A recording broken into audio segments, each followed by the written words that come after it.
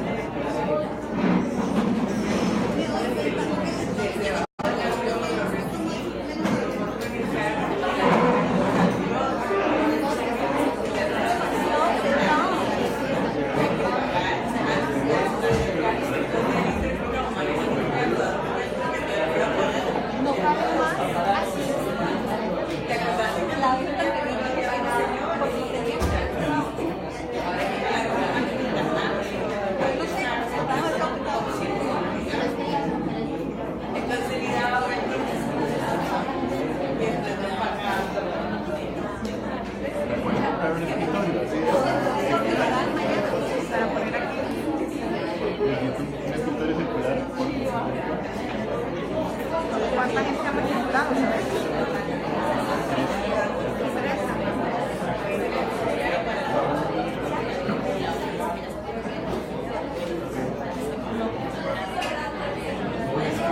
Bueno, ahora sí vamos a dar inicio.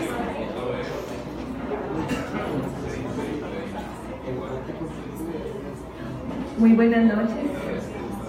Qué alegría tenerles aquí. Y muchas gracias por estar aquí.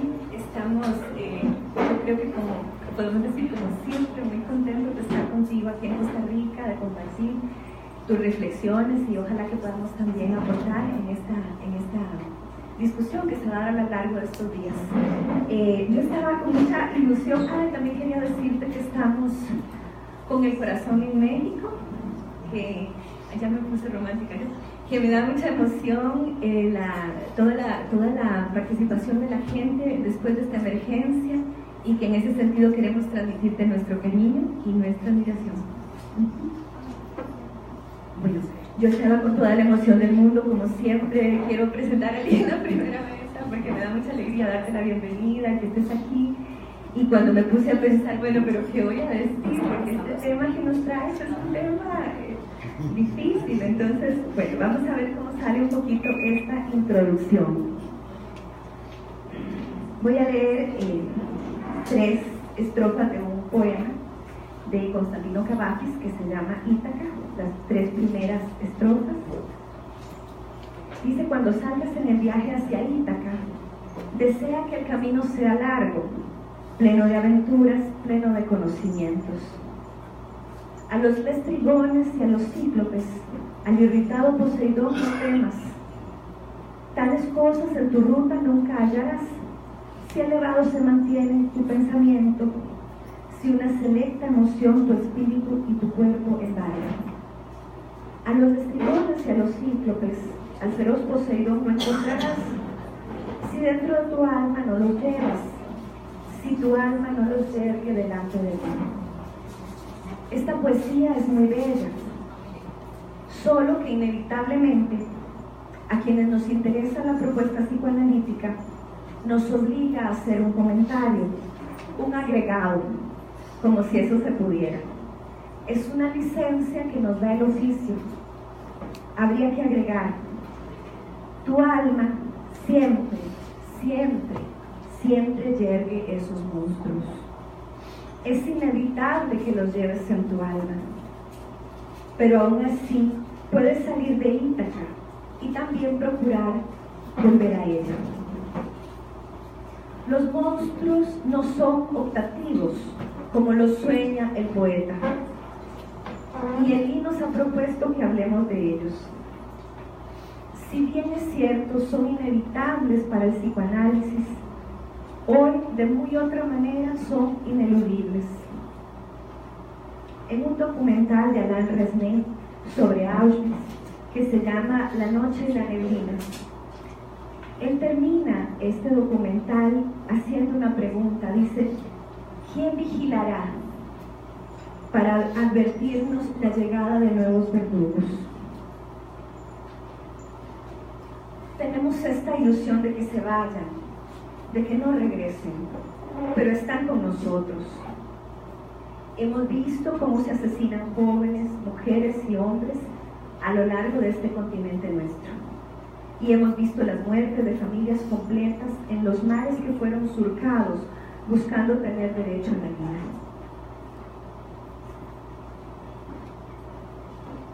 Recorren mares y montañas. Los recorren habitados por enormes y hermosos deseos. Hermosos y enormes deseos que han sido torturados y silenciados.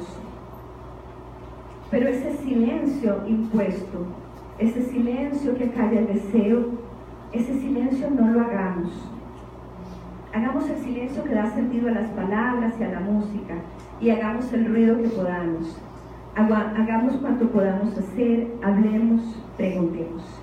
También quiero leer otra poesía, esta vez una poesía de Wisława Szymborska, que me pareció que tenía un poquito de sentido para hacer esta introducción. Se llama El ocaso del siglo, se refería al siglo XX, pero creo que algo de lo que dice también sienta para el inicio de este siglo XXI. Dice, nuestro siglo XX iba a ser mejor que los pasados. Ya no podrá demostrarlo.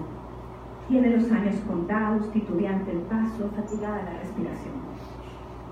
Ya han sucedido demasiadas cosas que no debían haber pasado. Y lo que tenía que pasar no ha pasado.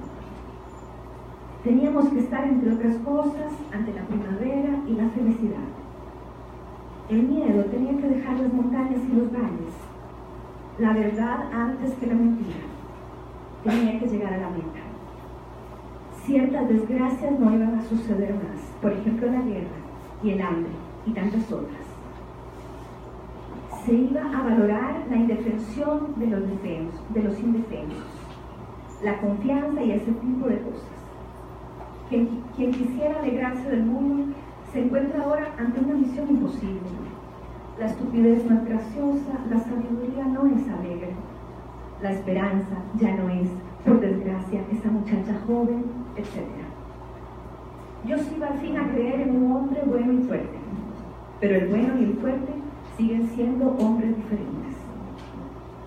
¿Cómo vivir? Me preguntó en una carta a alguien a quien yo tenía la intención de preguntarle lo mismo.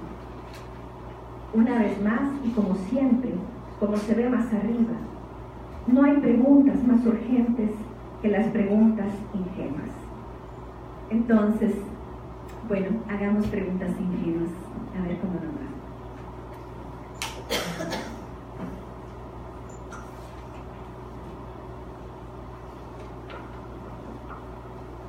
Es un gran gusto y un gran honor volver a estar aquí.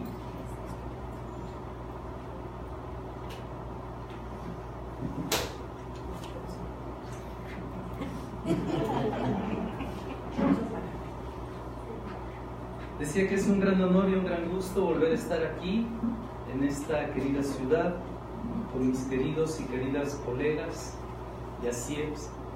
Gracias por invitarme otra vez, una vez más, a Angkor. La primera vez que me invitaron a venir aquí, a Costa Rica, yo tenía 29 años. Y en pocos años cumpliré 60. Agradezco tanto su perseverancia y admiro tanto su terquedad, que aquí estamos, Angkor. Hoy traigo un tema que parece que no está de moda. Parece un tema de los años 80, 60, 70. Sin embargo, permítanme proponerle que es un tema no solamente actual, sino fundamental para el psicoanálisis. El psicoanálisis no solamente no puede estar de espalda a la sociedad, sino que no existiría si hiciese eso. Y no solo por la famosa frase de Freud en Psicología de las Masas y Análisis del Yo, donde lo individual es al mismo tiempo y desde el principio social, sino en la importancia que para el fundador del psicoanálisis tuvo el análisis y el pensamiento psicoanalítico en relación con el campo de lo social. Piénsese en textos como Psicología de las masas y análisis del yo, El malestar en la cultura, El porvenir de una ilusión, los textos sobre la guerra y antes el mismísimo Tótem y Tabú. Lacan no deja de caminar por este sendero desde el inicio de su trabajo y su enseñanza. Allí están los textos después de la guerra sobre lo colectivo, evidentemente el seminario de la ética y fundamentalmente el seminario del reverso del psicoanálisis, donde Lacan es claro y categórico. El psicoanálisis es una práctica discursiva y el discurso es un lazo social. El campo de esta relación del psicoanálisis y lo social es vastísimo, estructural de su doctrina y su práctica. Aquí tomaremos solo una vía de las múltiples posibles. Esta presentación que hago aquí trataría de estar incluida dentro del seminario que me invitaron a hacer junto con ustedes, donde trataré temas complejos, pero fundamentales, como los campos de exterminio nazi, como lo que tiene que ver con las dictaduras en Sudamérica, y también intentaré, y es una de las propuestas a dialogar con ustedes, hablar sobre la dimensión del feminicidio y el asesinato de las mujeres, que en mi país es una de las principales causas de muerte, y México es el primer país de feminicidios en el mundo. No podía yo por lo menos intentar decir algo al respecto. Pero quiero ir poco a poco, y en esta primera presentación quisiera ir de los conceptos más básicos hasta dimensiones más complejas que espero exponerlas cuando hable del feminicidio. Para el psicoanálisis hay un principio: no hay sujeto sin otra edad. No podemos entonces pensar en un sujeto biológico, ni aislado, ni individual, ni atómico. No hay sujeto sin el otro. De entrada, el concepto de sujeto es un concepto que atañe a lo social. Ahora, Lacan, en su claridad para hablar de Freud, bifurca esta dimensión y hablaría del otro en dos registros. Hablaría del otro en el registro del imaginario, del semejante, lo que conocemos como el pequeño otro, lo especular, y hablaría del otro con mayúscula en el registro de lo simbólico. Partiré de aquí, de presentar a este otro con mayúscula, de presentar lo que puede implicar para el pensamiento clínico y para el análisis social a partir del psicoanálisis. Este otro con mayúscula tiene, como ustedes saben, diversas modalidades de definición de lo que este otro con mayúscula es.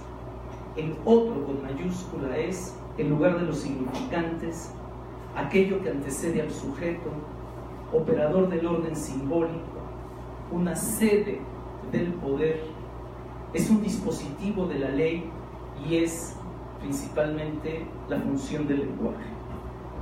El otro es la función del orden del lenguaje, que como tal es anterior al sujeto y lo determina en su lugar. Es la función simbólica del inconsciente. Quisiera proponerles que una de las maneras inéditas como el psicoanálisis podría permitir pensar el lugar del sujeto, no solo en el campo de lo clínico, sino en el territorio de lo social, y que me parece que es un concepto que podríamos pensar de diversas maneras, es lo que atañe al nombre propio. Intentaré en esta presentación, pero también a lo largo del seminario, mostrar la fecundidad de incluir un nuevo concepto que viene desde diferentes campos, como es el del nombre propio, para abrir cauces a la discusión psicoanalítica. Para comenzar, les propondré algunos ejemplos de las diversas modalidades de esta función del nombre propio. Primero, como el otro, con mayúscula, vehiculiza su operar en el campo del significante justamente para ubicar al sujeto, que es inconsciente de esta determinación, como el otro influye en el sujeto incluso antes de nacer. Es decir, se trata de una función anterior a la existencia misma de lo que podríamos llamar incluso el nódulo biológico. El otro es anterior a la corporeidad del sujeto y desde ahí determina mucho el espacio de su existencia. Y entonces les traje primero unos ejemplos, después hablaré teóricamente algunas cuestiones del nombre propio y después daré una historia, una sola historia, para que en esa historia podamos ver esta función. Una de las cosas que a lo largo de los años he logrado es la tecnología. Además, traigo un aspa el trébol es para que me dé suerte. Entonces, esto es la más reciente adquisición de la enseñanza. Lacan nunca tuvo un cañón muy PowerPoint. Entonces, esto es ir más allá de Lacan. Bien. Romeo y Julieta, de William Shakespeare. Estrictamente el nombre es The Most Excellent and Lamentable Tragedy of Romeo and Juliet. Esta es una tragedia de 1597. William Shakespeare tardó prácticamente 6 años en escribirla, basada en la traducción inglesa de un cuento italiano de Matteo Bandello, basada en una traducción francesa de Pierre Boston. Shakespeare incluye ambas dimensiones y hace algunas modificaciones, incluyendo algunos personajes. Ha habido múltiples y variadas puestas en escena de esta tragedia en teatro y en cine. Permítanme recordar una de las más hermosas, que es aquella de Franco Zeffirelli de 1968, con música de Nino Rota. El problema de la música es que van a tener que hacer memoria porque no tenemos las bocinas, pero trajimos un fragmento de esta película en lo que yo les recuerdo la historia. Romeo Montesco, Julieta Capuleto. Julieta tenía 13 años cuando conoce a Romeo. La obra comienza con una pelea y con la aparición del príncipe de Verona, que hace el edicto que el próximo que inicie una pelea morirá.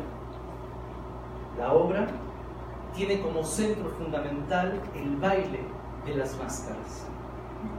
Ahí se escucha la música.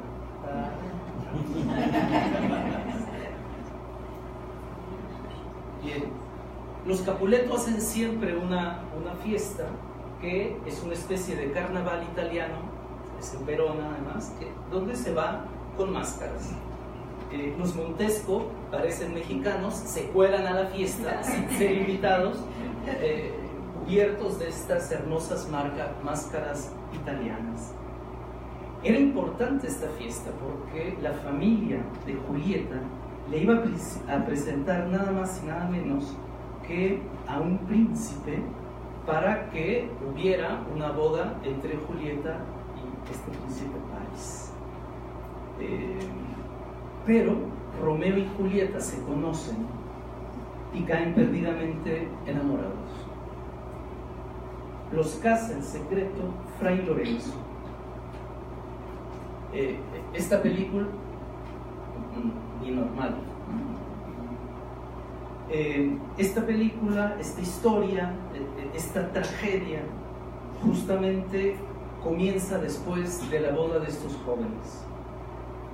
Como no querían que Julieta estuviera con un Montesco, traman una historia donde Julieta tomaría un brebaje al que aparecería como muerto. ¿Por qué?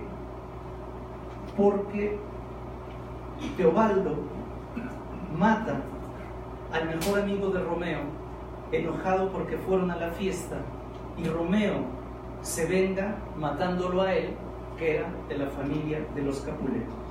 El príncipe entonces, habiendo dicho que al próximo que lo hicieses lo mataría, decide enviarlo al exilio. Y es en el exilio donde la trama amarra sus hilos. Julieta entonces tomó un brebaje para parecer muerta y que entonces fuera a un recinto y ahí Romeo la alcanzase. El problema es que Romeo no recibe la carta explicando el plan de Fray Lorenzo, y cuando Romeo se entera va a buscar a Julieta, la encuentra y se mata con un veneno. Cuando Julieta despierta, ve a su amado muerto y se clava una daga en el corazón. La muerte de estos dos jóvenes es la única posibilidad que hizo que desde entonces los Capuleto y los Montesco pararan la guerra y comenzara la paz. Este fragmento que ustedes están viendo de la película de Franco Zeffirelli es el momento en que Julieta habla a cielo abierto sin saber que Romeo, estaba escondido en los parajes de palacio. Evidentemente lo diré en castellano, pero es este diálogo hasta antes de este hermosísimo verso. Ahí.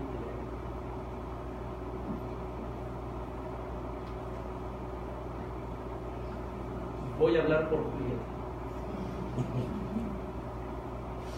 Ay de mí, Romeo escondido dice, habló, vuelvo a sentir su voz, ángel de amores que en medio de la noche te me apareces, cual nuncio de los cielos a la atónita vista de los mortales. Y dice Julieta, Romeo, Romeo, ¿por qué eres tú, Romeo? ¿Por qué no reniegas del nombre de tu padre y de tu madre? Y si no tienes valor para tanto, ámame y yo no me tendré por Capuleto. No eres tú mi enemigo, es el nombre de Montesco que llevas. ¿Y qué quiere decir Montesco? No es pie, ni mano, ni brazo, ni semblante, ni pedazo alguno de naturaleza humana. ¿Por qué no tomas otro nombre? La rosa no dejaría de ser rosa y de esparcir su aroma, aunque se llamase de otro modo. De igual suerte, mi querido Romeo, aunque tuviese otro nombre, conservaría todas las buenas cualidades de su alma que no le viene por herencia. Deja tu nombre, Romeo, y en cambio de tu nombre, que no es cosa alguna sustancial, toma toda mi alma. Romeo surge entonces y dice, si de tu palabra me apodero, llámame tu amante y creeré que me he bautizado de nuevo y que he perdido el nombre de Romeo. ¿Y quién eres tú, dice Julieta, que en medio de las sombras de la noche vienes a sorprender mis secretos? Romeo, no sé de cierto mi nombre porque tú aborreces ese nombre, amada mía, y si yo pudiera lo arrancaría de mi pecho. Julieta, pocas palabras son las que aún he oído de esa boca y sin embargo te reconozco. ¿No eres Romeo? ¿No eres de la familia de los Montesco? Romeo dice, no seré ni una cosa ni otra, ángel mío, si cualquiera de las dos enfada. Es decir, Shakespeare tenía clarísimo la importancia del nombre y cómo el hecho de ser Romeo y el apellido marca toda la historia y toda la tragedia de una de las más grandes historias de amor de todos los tiempos.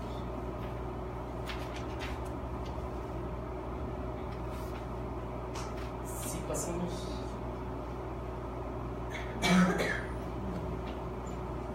para que sea más intelectual y además de izquierdas, siempre es importante invitar a un pensador fundamental como Luis Althusser.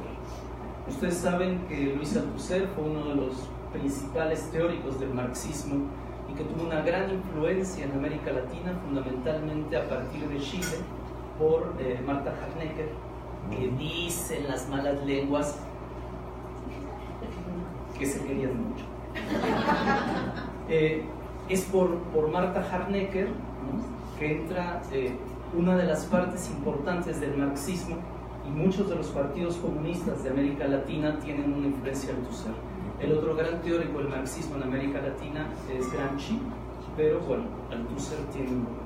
Ustedes saben que no solamente fue un gran teórico, militante del Partido Comunista, sino que escribió uno de los libros más importantes de toda una época, que se llamaba A lire le Capital, que se tradujo para leer el Capital. Digo el nombre en francés no nada más para hacerme el chic, que siempre queda bien, sino porque el nombre es A lire le Capital, como decir a la Bastilla les enfants, es decir, era una consigna política, a leer el Capital. Y él forma parte de la gran generación que fue llamada por la prensa francesa el estructuralismo. Althusser, Lacan, Foucault, Barthes serían, digamos, desde y a partir de Lévi-Strauss los grandes pensadores del llamado estructuralismo. Pero ustedes también saben que su vida, como muchos de los estructuralistas, tiene mucho de trágico. Y una de las dimensiones trágicas es que Louis Althusser asesina a su esposa. La singularidad del asesinato es que él no recuerda cómo fue. Él recuerda el antes y después, horrorizado, ve el después.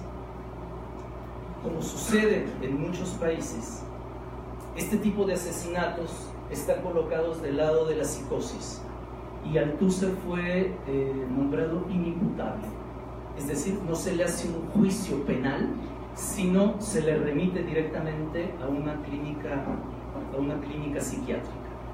Y entonces Althusser, como nunca tuvo un juicio penal, escribe un libro importante que se llama L'avenir dure longtemps, el futuro, el avenir dura mucho tiempo, donde él explica, donde él trata de decir, como no hubo palabra para contar lo que él había sucedido, escribe ese libro para dar por lo menos su versión de los hechos.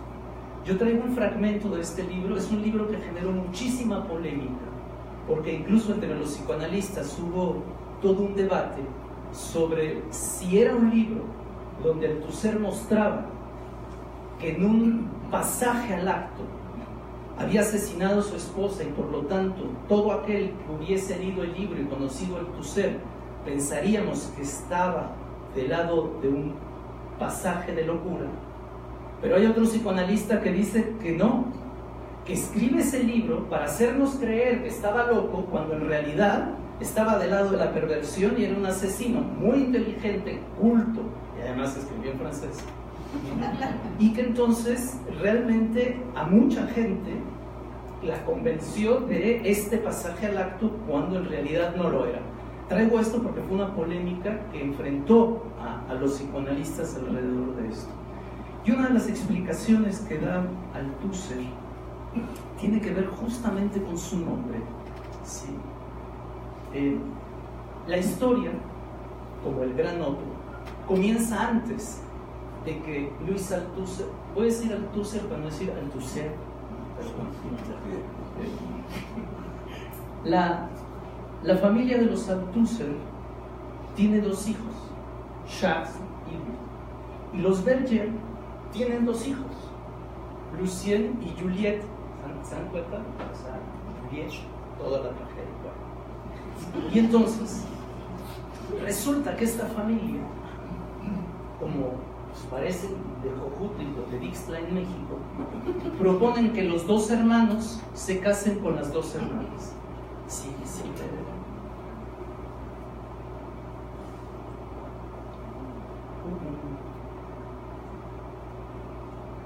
Y entonces el acuerdo es este matrimonio, pero sucede algo como en la vida. Viene la guerra y muere Luis. Y entonces, como Luis muere, su hermano Charles, ya que Luis le había prometido matrimonio a Lucien, decide que entonces él le va a pedir matrimonio por su hermano muerto a Lucien. Y entonces se casan Charles con Lucien en vez de Louis con Lucien y Charles con Juliette, porque el hermano toma la palabra del héroe muerto en la guerra. Y del matrimonio de Charles y de Lucien nace Louis Althusser.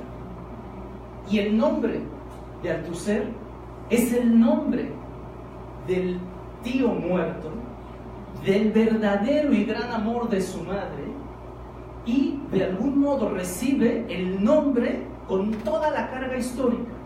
Lo que les quiero decir es que la historia de Althusser comienza mucho antes de que él naciera. Comienza cuando la familia Althusser y Berger deciden que se van a casar, la guerra interrumpe, el hermano, es decir, todo eso son los nodos del significante del gran otro que marcan la existencia. Y se marca directamente a nivel del nombre que ahí está jugado. Sí, pues. No alcanzo a ver. Perdón, me voy a poner de pie. Este es un fragmento del libro que se presenta donde él explica por qué él piensa que hizo este pasaje al acto de matar a Helen. Quiero aclarar que Helen era alrededor de 20 años mayor que él.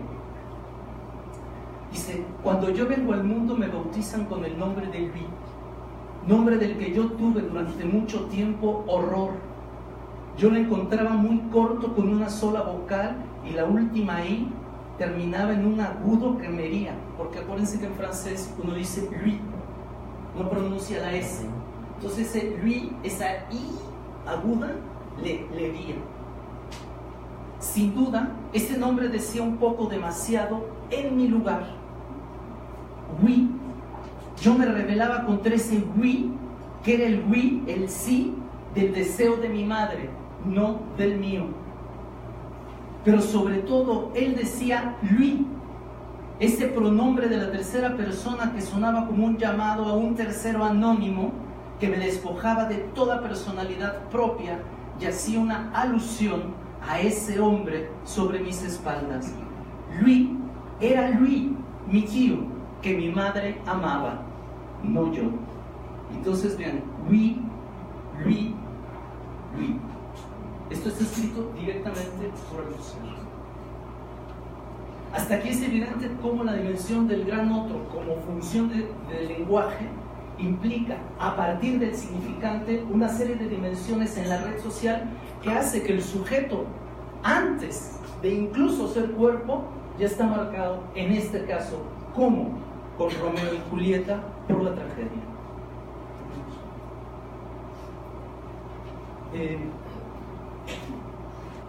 Quise traer también algunas cuestiones de la historia, también trágicas, y que también tienen que ver con la izquierda y con uno de los pensadores más importantes, que es León Trotsky, pero también con mi país, con México.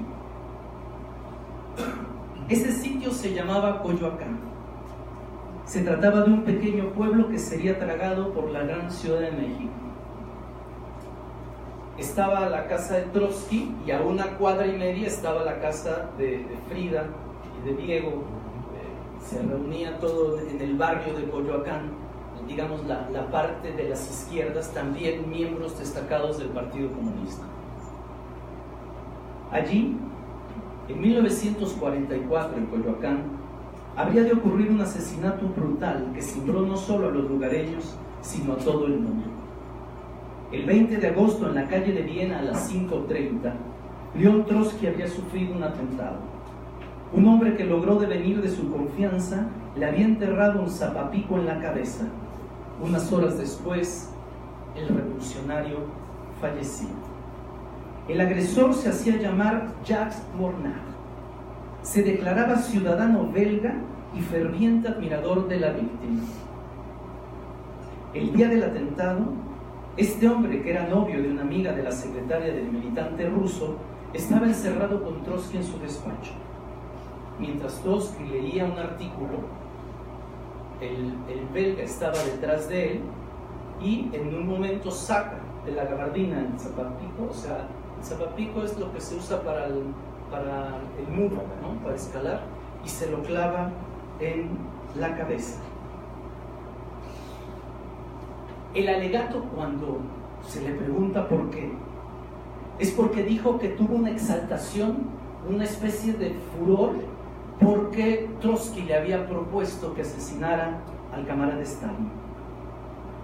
Pero, en el momento de su detención, minutos después del acto, cuando lo atrapa la policía y lo esculcan, se dan cuenta que llevaba una pistola, un cuchillo cosido a la gabardina y una carta donde explicaba su nombre, nacionalidad y el motivo del homicidio. O sea, de furor, nada, lo tenía todo perfectamente calculado. El juez encargado de llevar el caso en la delegación de Coyoacán era don Raúl Carrancá y Trujillo, y tenía la particularidad, y por eso también lo traigo, de haber tenido correspondencia directa con Sigmund Freud. Cuando se ve la biblioteca de Sigmund Freud, hay pocos libros en castellano, evidentemente el Quijote, y hay un libro de un mexicano en la biblioteca de Freud, que ahora está en Washington, y este libro era de Raúl Carrancá y Trujillo. Este legalista mexicano le había enviado sus artículos al creador del psicoanálisis, pero Freud le responde y muy contento de que sus teorías pudieran servir para la criminología y más en México. Y entonces Carrancá comienza a leer a Freud y propone tomar las ideas freudianas para estudiar criminológicamente a los asesinos. Entonces se sentaban frente a él y le decía que asociara lo que él... Y entonces hace diversos métodos. Freud estaba encantado con esta práctica tan sui generis del psicoanálisis. Ante las primeras declaraciones del asesino de Trotsky, el juez desconfió de la veracidad del relato. ¿Por qué? Porque la embajada de Bélgica en México desconocía al susodicho y había algunos exiliados, fue después de la guerra del 45, que decían haberlo visto en otras circunstancias, no sabían dónde, y esto hace desconfiar al juez Carrancá, y a partir del artículo 52 del Código Penal de la República Mexicana, encargó a dos prominentes especialistas que estudiaran el expediente y analizaran al sujeto, con la condición que utilizasen el psicoanálisis para saber si estaba diciendo o no la verdad el asesino de Trotsky. Y entonces llamaron al maestro universitario y psiquiatra forense José Gómez Robledo y a un joven pero destacado criminólogo, Alfonso Quirós Cuarón, familiar del director de cine que hoy ¿se cuenta? Julieta, Cuarón, Viena, una cosa. El estudio que hicieron de Jacques Mohammed arrojó un total de 1.359 cuartillas. Duró 6 meses a razón de 6 horas diarias de entrevistas, exámenes y análisis, para un total de 972 horas, representando el estudio más amplio y completo que jamás se haya realizado a un asesino. Los estudios médico-clínicos no arrojaron ninguna enfermedad, ni anatómica ni mental. A decir de los investigadores, se trataba de un hombre con plena conciencia de sus actos y lejos de cualquier caracterización psicótica. Esta afirmación se basaba en el análisis de fotografías, de perfiles antropológicos, de laboratorio, de test psicológicos, pero principalmente de una escucha atenta del decir del sujeto que incluía lapsus, autobiografía y el análisis de sueños que él les había narrado. El sujeto declaraba que era belga de origen, aunque nacido en Teherán en 1904, ya que su padre se dedicaba a la carrera diplomática. Su madre abandonó Bruselas tras la invasión nazi, mudándose a París con su familia. Narra, todo en francés por supuesto, porque era belga, que primero estudió paramilitar obligado por su padre, pero después ingresó a la Sorbona para estudiar periodismo. Después de detallar con suma precisión algunos datos de su vida, como las direcciones en las que vivió, el nombre de su esposa y sus actividades cotidianas tanto en Francia como en Bélgica, narró cómo conoció a Silvia Angelov, quien le introdujo con sus camaradas de la Cuarta Internacional. Es justamente uno de ellos quien le propone viajar de Bélgica para conocer París, para conocer a Trotsky. Y este hombre, ataviado con un pasaporte canadiense y portando el nombre falso de Frank Jackson, llega a México en 1939. Las sospechas de veracidad comienzan a aparecer debido a que, antes del atentado, a pesar de carecer de trabajo, frecuentaba lugares muy caros, bares de moda, usaba carros lujosos, viajaba con frecuencia y derrochaba un dinero de dudosa procedencia. Todavía no existía el lavado de dinero ni los carteles, entonces no eran ellos quienes estaban financiando este movimiento. Fundamentalmente lo que llamó la atención fue su vínculo muy cercano con David Alfaro Siqueiros, quien como coronel de la revolución, unos meses antes había intentado asesinar a Trotsky entrando a su casa con una serie de hombres armados. Una vez analizados los hechos, pero sobre todo su discurso y sus sueños, los investigadores llegaron a conclusiones muy interesantes.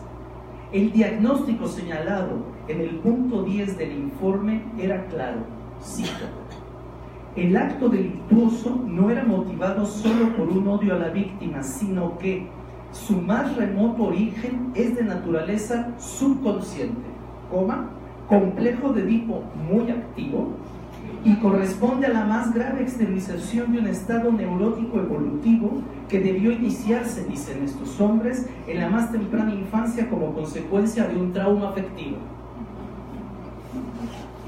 Se trataba, además, aseguran en el informe de 1387 hojas, que era un mitómano con frustraciones sociales, de información vaga sobre el marxismo, de poca cultura y propensión a la excepción, con un narcisismo muy acrecentado y tendencias propias de un criminal político. Este diagnóstico sí que era original. El homicidio, dice, no se realizó como un acto de arrebato, sino con premeditación, alevosía y ventaja.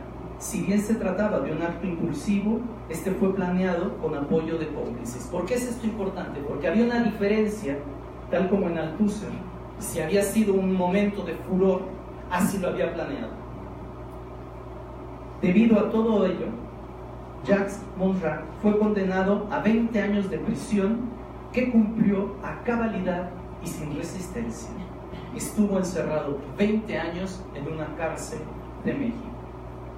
Una vez terminada su condena, 20 años después del asesinato, vivió bajo el nombre de Ramón Pavlovich López en la Unión Soviética, donde recibió de la mano del camarada Leonid Brezhnev la condecoración del Orden de Lenin y de Héroe de la Unión Soviética, para morir en Cuba en 1978.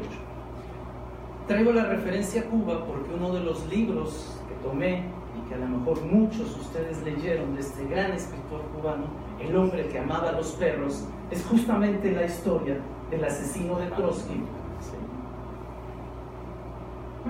Una de las características de este caso es que los estudiosos, especialmente el doctor Quirós Cuarón, tenía el empeño de demostrar las conclusiones de su análisis.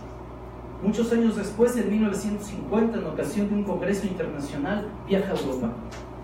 Tanto en Barcelona como en Madrid, investigó y obtuvo del comisario de la Dirección General de Seguridad, don Pablo Piolo Borreguero, y de Florentino Santamaría, director del archivo de identificación de dicha dependencia, a partir de entrevistas, pero sobre todo de las huellas dactilares, la confirmación de sus sospechas.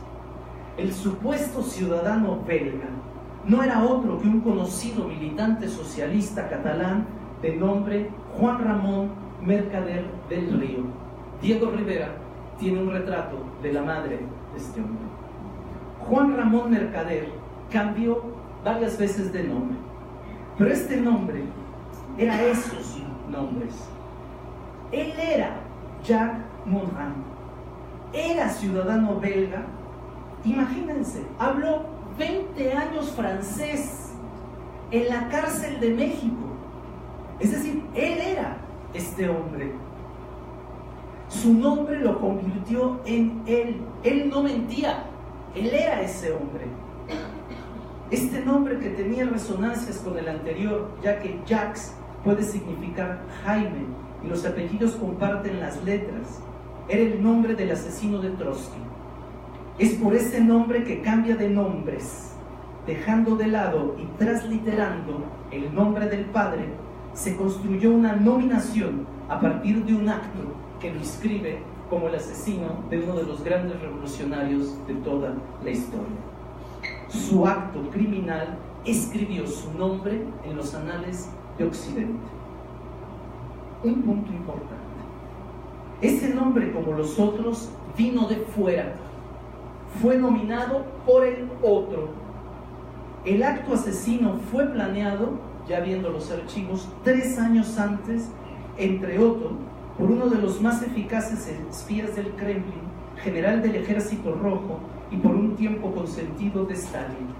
Este hombre de apellido Eitington era compañero sentimental y político de su madre, quien de manera directa enroló en el proceso y encomendó a su hijo la acción política que debería realizar.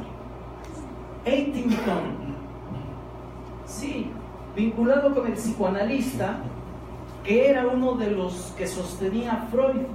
Hubo toda una discusión dentro de la diplomacia soviética, vienesa y mexicana, si Eitington era pariente de Eitington, quien sostenía a Freud, y si Freud había si Freud había recibido fondos de la Unión Soviética para sostener el psicoanálisis en Europa.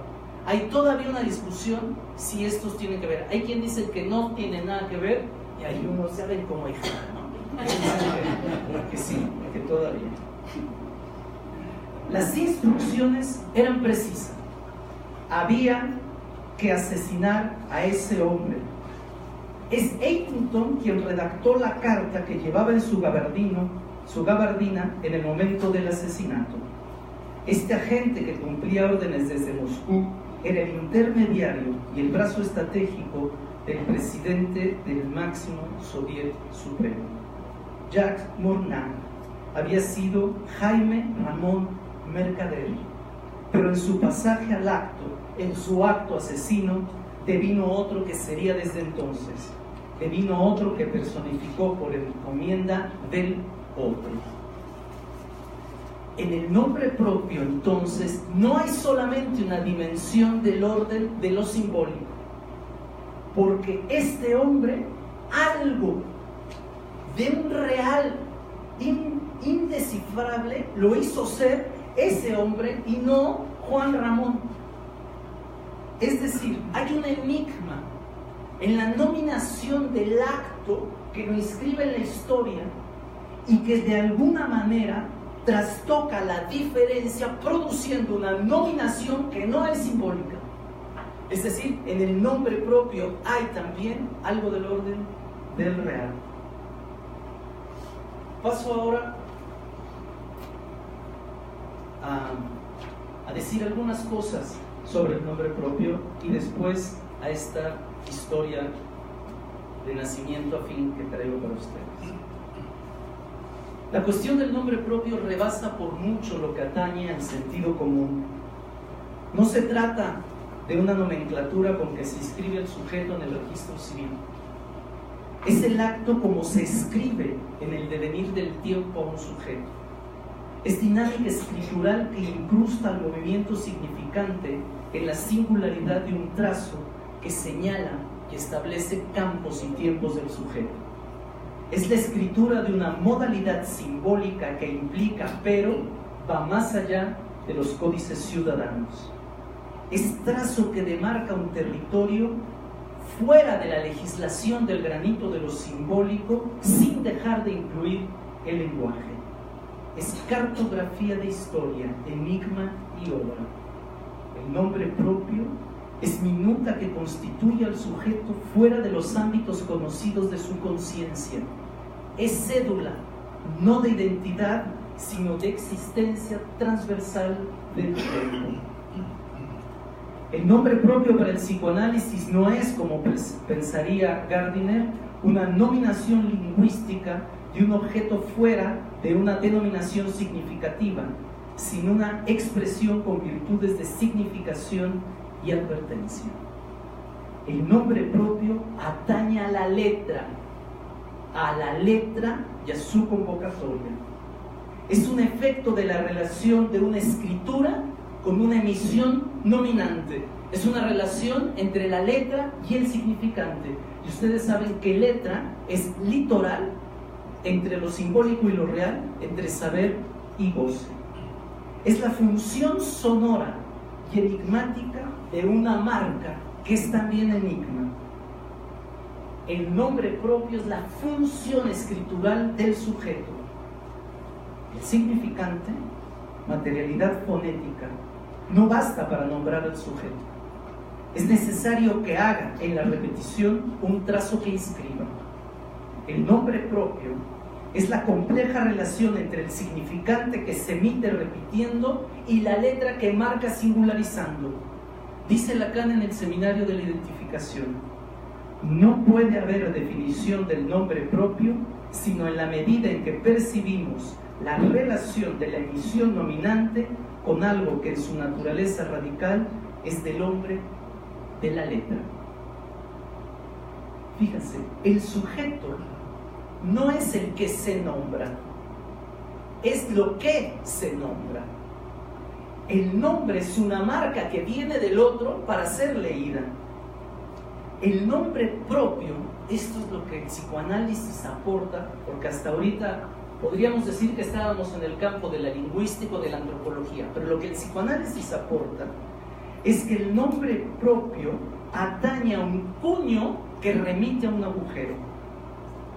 El sujeto cree que su nombre propio le da identidad y certeza de quién es, y no. El sujeto no sabe lo que implica su nombre propio. No lo sabía Julieta, no lo sabía Althusser, no lo sabía nadie. El sujeto no sabe de su nombre. De allí la falta que bordea. En el nombre propio hay un no saber. Tiene además la característica, en tanto materialidad simbólica, de moverse. Es volátil, puede ser sustituido, suplantado, pero no sin falla. Posee una naturaleza sorprendente. Como granito se desbarata y vuelve a consolidarse. Como arena sólida consigue, por el contrario, desperdigarse, volar por los aires sin jamás hacer estatua. El nombre propio es eso que cubre un agujero del no saber en la sustitución fallida de la ignorancia de que para eso sirve el nombre propio. Lacan va a plantear que el nombre propio tiene la función de la sutura. Es decir, el nombre propio sutura el agujero del no saber que viene del otro y que me determina en circunstancias totalmente inconscientes que preparan el territorio de la existencia. Opera como sutura, pues hace de la falta una posibilidad de nominación que incluye al gran otro. El nombre nomina una falta suturándola. La falta del sujeto es una certeza que nunca tendrá de quién es. Sin embargo, y este es el punto, el siguiente paso, también señala la falta del otro. ¿Por qué? Porque el otro que pone el nombre no sabe cómo ese nombre será leído ni lo que le significa el sujeto. En ese sentido, se trata en el nombre propio de la función que muestra dos faltas: la del sujeto, que no sabe lo que implica su nombre propio, que es una sutura del agujero, y la del otro, que no puede controlar el destino de un sujeto por ponerle su nombre y que no sabe cómo será leído.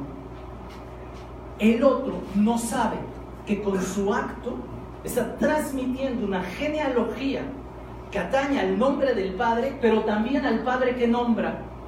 Hay allí entonces en el nombre propio una función importantísima. Este nombre propio hace nombrar un no sabido, que es una escritura que muestra en su sutura que el sujeto y el otro están en falta. Ahora sí.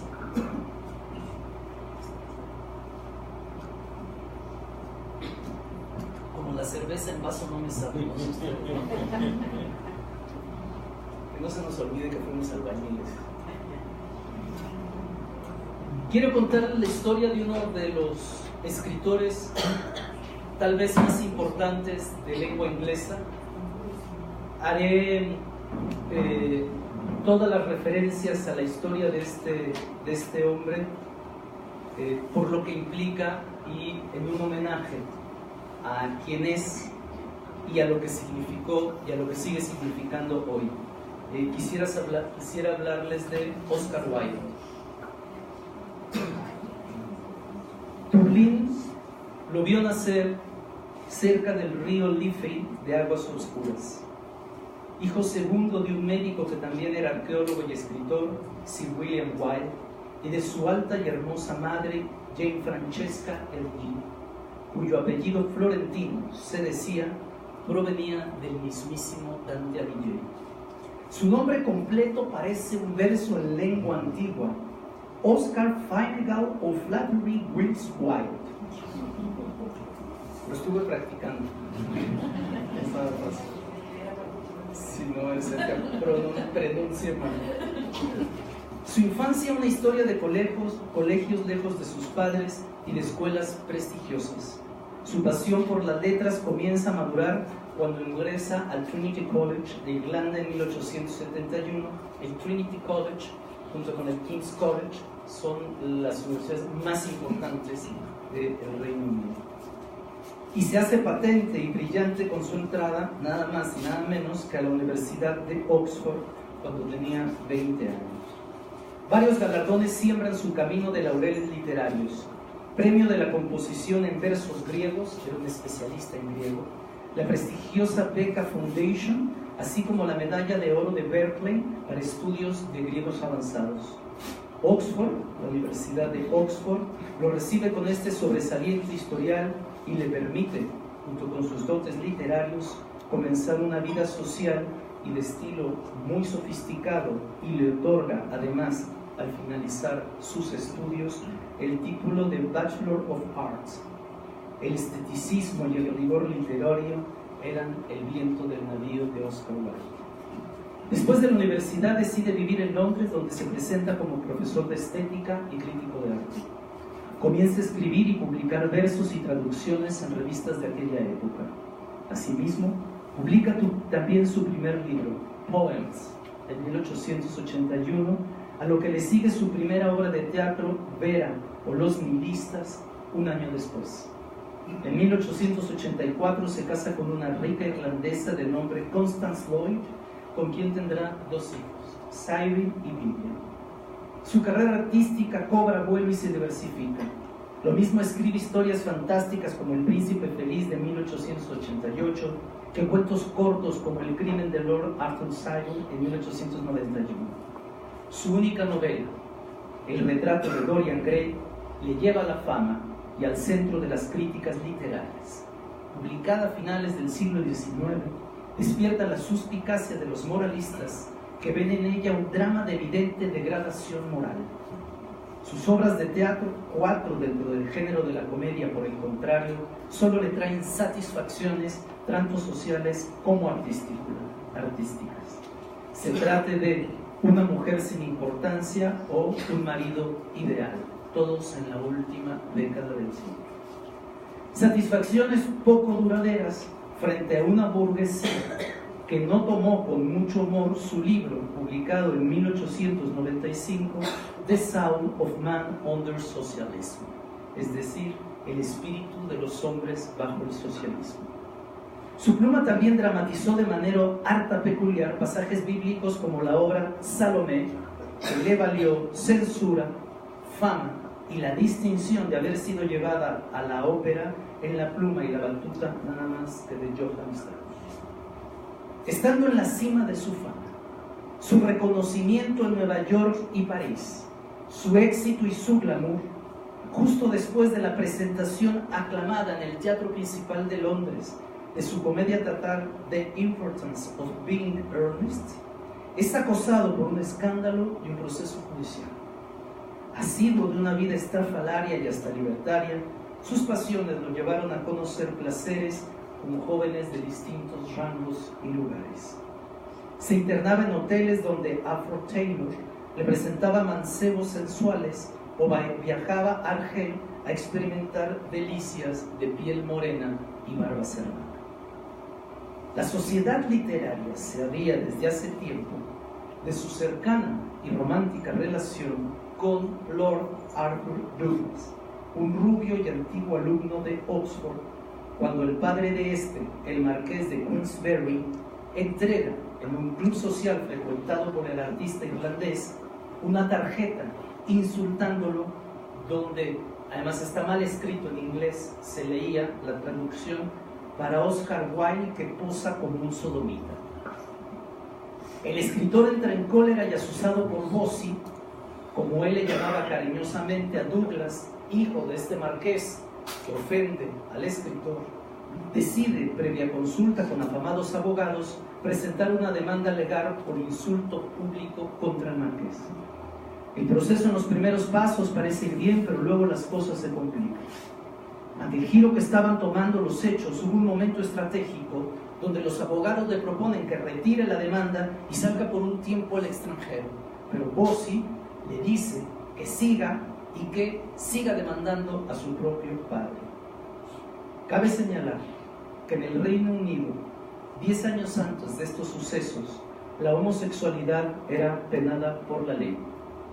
La famosa y retrógrada Criminal Law Amendment Act de 1895 castigaba judicialmente no solo el acto anal, desde siempre penalizado por los ingleses, sino todo acto erótico entre ciudadanos del mismo sexo.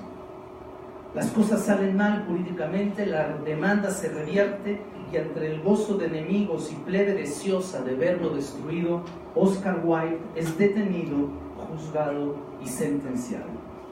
El delito: mantener relaciones con jóvenes y hombres del mismo sexo.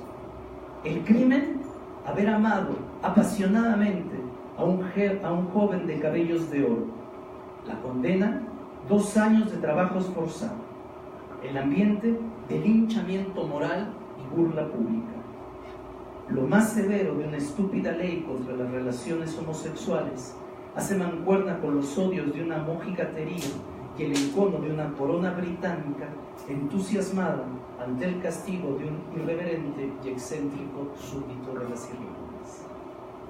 En este puritano castigo, Oscar Wilde conoce 3 prisiones: la de Holloway, donde está recluido durante el periodo judicial; la de Pentonville, donde es primeramente encerrado; y la de Reading, donde lo trasladan por un tiempo. Acorralado en lo económico, repudiado en lo social, condenado en lo legal, su quiebra es monetaria, pero fundamentalmente existencial. A su encierro le siguen el abandono de la mayoría de sus amigos, la petición de divorcio de su esposa, la quiebra por incautación penal fiscal, el cierre de sus obras de teatro, el desbarranco de la censura de sus libros, el escarnio público y el alejamiento de sus hijos. Su madre muere mientras está preso y Bossy, este hombre al que tanto amaba, no lo visita ni una sola vez. La desgracia se había cernido sobre él. Para muestra, esta escena. Una tarde, mientras llegaba el tren para trasladar a los cautivos a otra prisión, una muchedumbre se reunió para insultar, escupir y burlarse del hombre y el artista en desgracia. En la cárcel de Pentonville, en un primer tiempo, bajo la autoridad de un férreo alguacil y de acuerdo a un severo apego a las normas, solo le era permitido enviar y recibir una carta y albergar una visita cada 3 meses. En medio de un ambiente altamente insalubre, enferma de diarrea, vómito y dolores en la pierna. También se agudizan sus males del oído.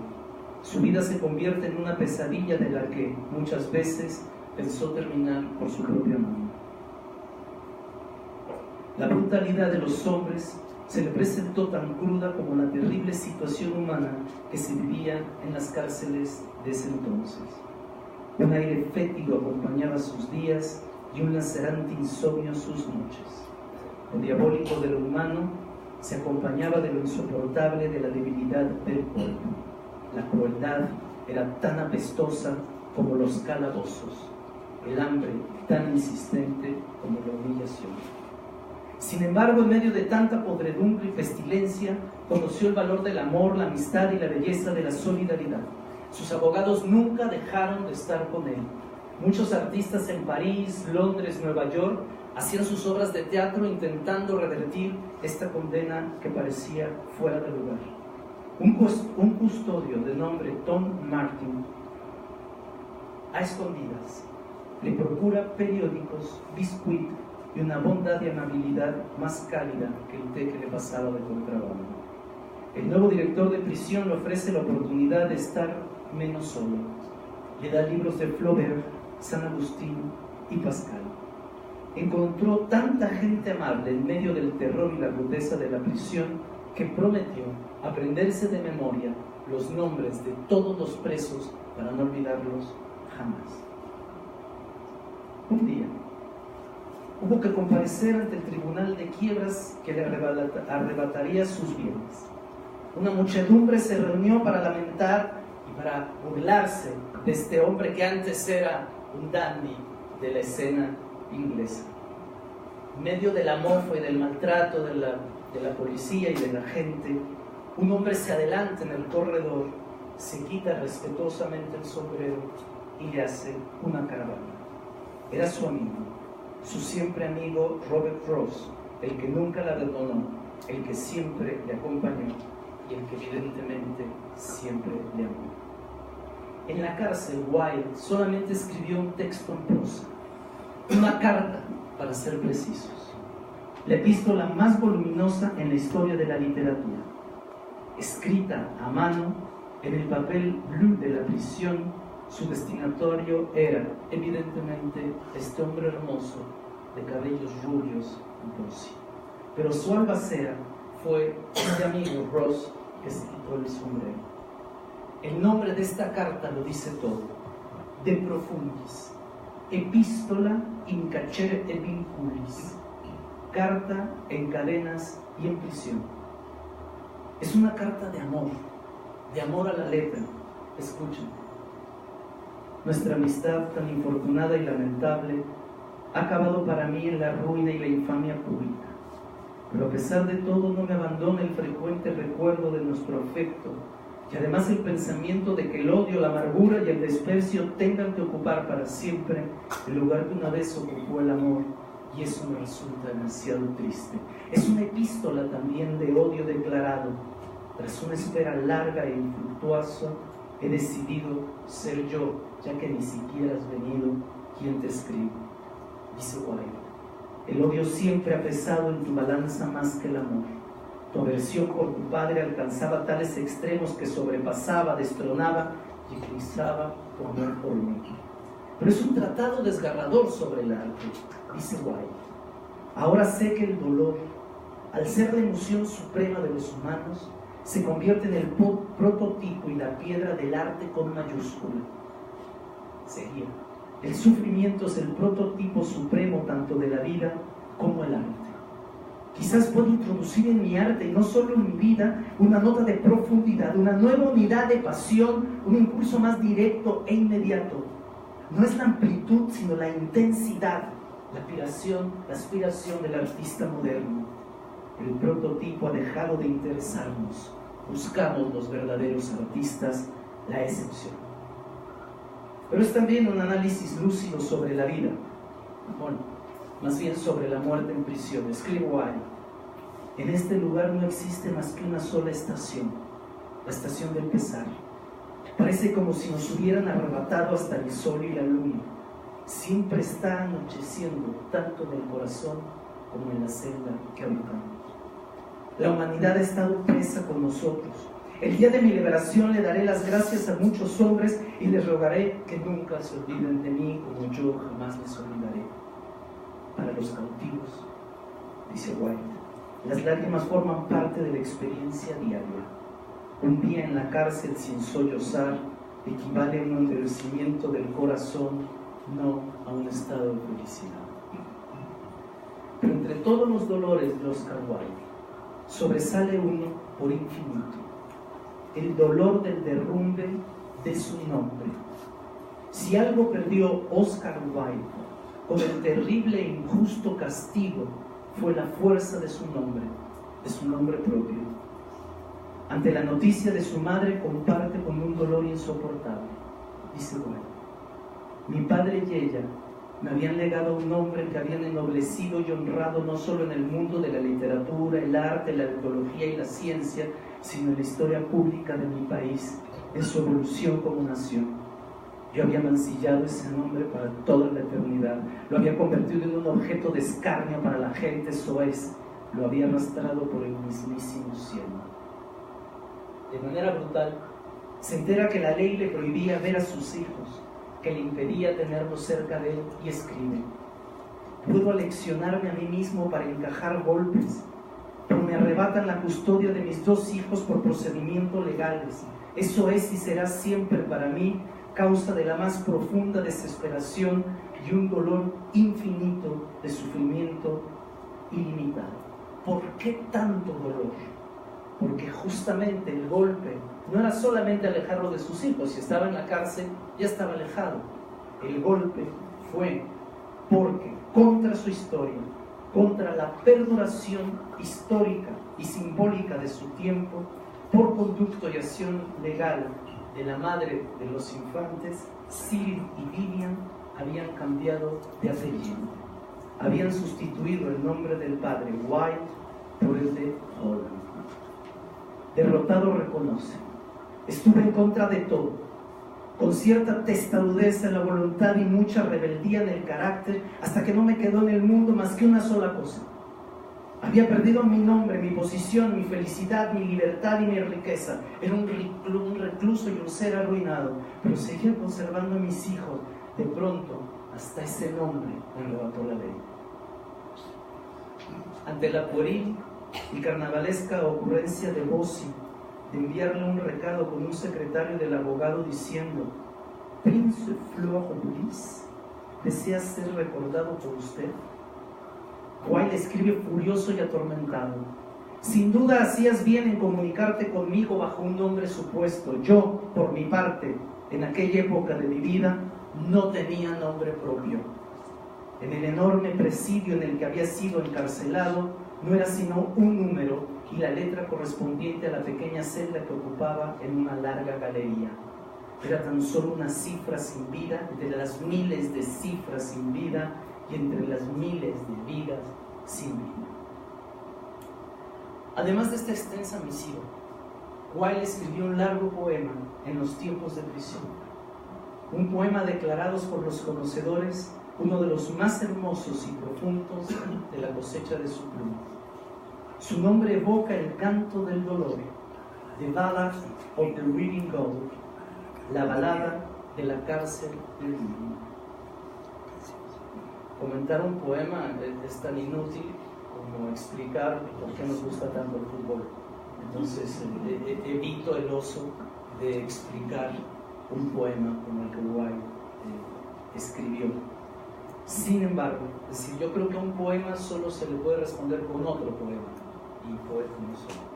Sin embargo, quisiera decir algo sobre este texto. Es un poema sobre la tragedia de un hombre, de un preso, que será ejecutado por haber asesinado a su esposa. Esto es lo que escribe Wilde en el poema. Sí, allí se sentencia que los hombres matamos lo que amamos.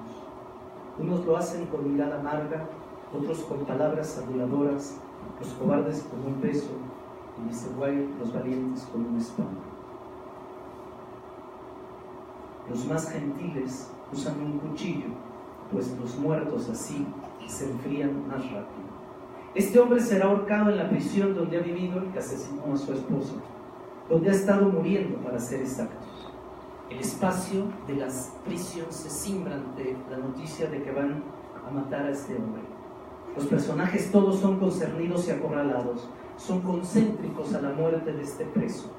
Los compañeros de la sombra, los guardias retorcidos, el verdugo ciego, el sordo capellán, el cruel gobernador y el doctor ignorante de las contradicciones del espíritu, todos son concernidos por esta muerte. Todas las almas están en pena, lo sepan o no, y caminan en el otro patio intentando olvidar que también habían cometido un delito y tal vez también morirían. Después de la horca, una sombra menos recorrerá los pasillos apestosos, allí donde habita solo el silencio, allí donde solo el silencio es. What word of grace in such a place could help a brother soul? La carpa azul de los presos se llama cielo, y tristeza es el nombre seco de la nostalgia. Bajo ese cielo herrumbre un hombre ya no caminará nunca más, su nostalgia terminó. Voy a leer en castellano, es una traducción hecha por un poeta mexicano, una parte de este poema. Habría que leerlo en inglés, pero bueno, lo leeremos en castellano. Lo ahorcaron como ahorcan a una bestia, ni siquiera tocaron un requiem que pudiera haber traído el descanso final a su alma temerosa. Lo agarraron apresuradamente y después lo ocultaron en un hoyo. Las más viles acciones, cual hierbas venenosas, florecen bien al aire de la cárcel, y cada estrecha celda en que vivimos es una náusea honda y lóbrega de prima, y el apestoso vaho de la vida muerte asfixia los canceles enrejados, y salvo la lujuria, todo se vuelve polvo en la máquina de la humanidad encerrada. La última parte del poema, la estrofa 6, resume el horror de esta muerte. Dice White: en la cárcel de Reading, por la ciudad de Reading, existe una oprobiosa sepultura, y yace en ella un hombre miserable, devorado por los dientes como flamas. Él yace en una sábana de fuego, su lápida no tiene nombre alguno. Por cierto, el poema tiene como firma del autor C.3.3, rúbrica lacónica del nombre que se posa en el lugar de White. Marca la ubicación en la cárcel, trazo de su lugar en el mundo, su nombre devino esta numerología. White sale de prisión el 19 de mayo de 1897 después de haber purgado sus 2 años de condena. Su tierra, así lo decide, ya no será la Gran Bretaña, sino Francia. Su idioma cotidiano no será más el inglés, su nombre tampoco será el mismo. En el triste exilio de Sorra, Sébastien Melmont se hará nombrar. Después de viajar por Italia, Suiza y Francia, muere en noviembre del primer año del nuevo siglo en París. Oscar Wilde muere incógnito, mire usted, en un hotel de Rue des Beaux-Arts, en la calle de las Bellas Artes. Vivió apenas 2 años después de salir de prisión. A poco tiempo del denuesto de su nombre, a la castración de su nombre propio, al trauma que le dejó esa violencia sin fronteras. A eso le sobrevivió apenas 2 años. Oscar Wilde, Sébastien Melmont, murió antes de cumplir 47 años. En su hotel estaba hospedado con otro nombre, con no hombre. Sébastien Melmont se hizo nombrar. Los ecos no podrían ser más dolorosos. El nombre de pila evoca al santo atravesado por las flechas de sus enemigos, San Sebastián. El apellido viene del texto gótico del dublinés Jacques Maturin, donde se cuentan los errares de un tipo así llamado. Su salud no soportó la dejación, su vida la infamia, pero su nombre, ese que fue sustituido por el corte de la prisión, a pesar de los pesares, está escrito con letras de pasión en la historia de la literatura. Melmoth, Sebastián Melmoth, murió en París. Oscar Wilde vive para siempre en las letras de su escritura inmortal. By the way, en 1967, evocando el nombre de Oscar Wilde, la homosexualidad es descriminalizada en Inglaterra en la enmienda Sexual Offence por la Cámara de los Lores y los Comunes. En Escocia e Irlanda no lo será sino hasta los años 80. Hay la ley, esa que se creía absoluta a fines del siglo XIX, hoy da dolor, da risa, da coraje, da asco. Lo que le hicieron fue una ignominia. Lo que nos legó fue la belleza de su lengua inglesa. Esto es lo que yo traía para compartir con ustedes. Muchas gracias.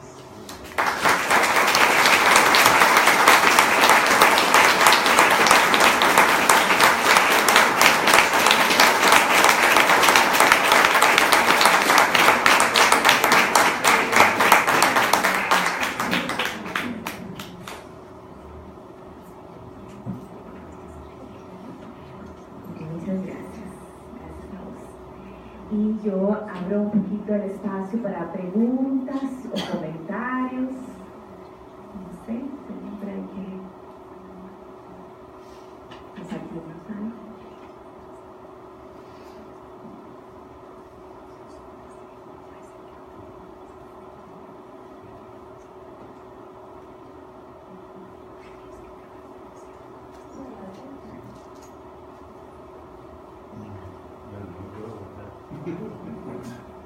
Hace un par de años tuvimos una hermosísima velada, creo que en la colonia Roma. Sí. Planteábamos muchas inquietudes sobre el psicoanálisis y sobre el destino del psicoanálisis en estos tiempos. Nos dijiste que estabas trabajando en esto. Y de alguna manera siento que hay como un poco una respuesta a lo que se está trabajando. Y me encanta esto de que parece como regresar a los 70 y los 80, de preguntarnos sobre la relación del psicoanálisis con lo social. Porque me parece que por ahí me parecía que se abre una ruta que no hemos trabajado.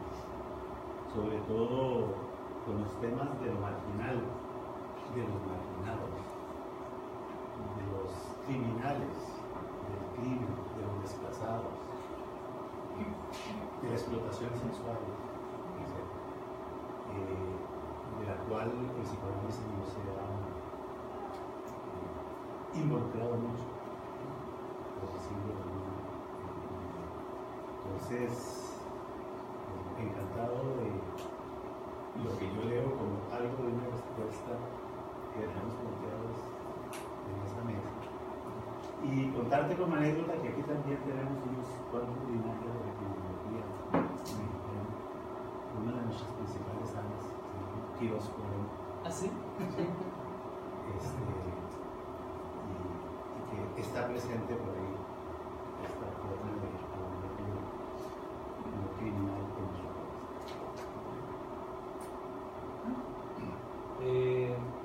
sí, bueno, Quirós Cuarón es el padre de la criminología. Yo me puse a leer los textos, es impresionante lo que este hombre hace y está tocado con el rayo del psicoanálisis.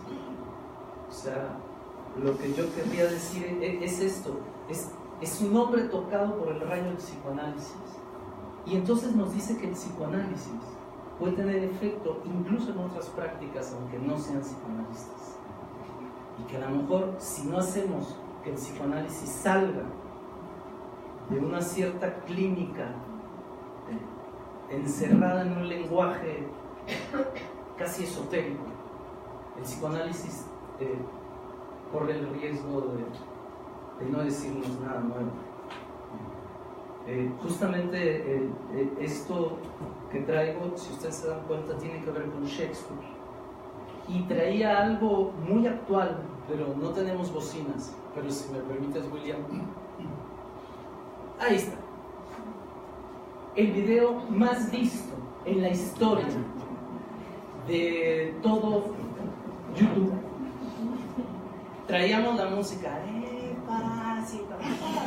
pero no sirven las bocinas.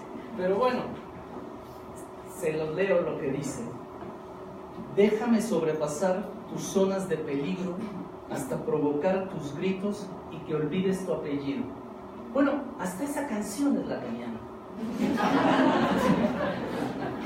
Justamente, o sea, fíjense, y que olvides tu apellido es Shakespeare tropical, bueno.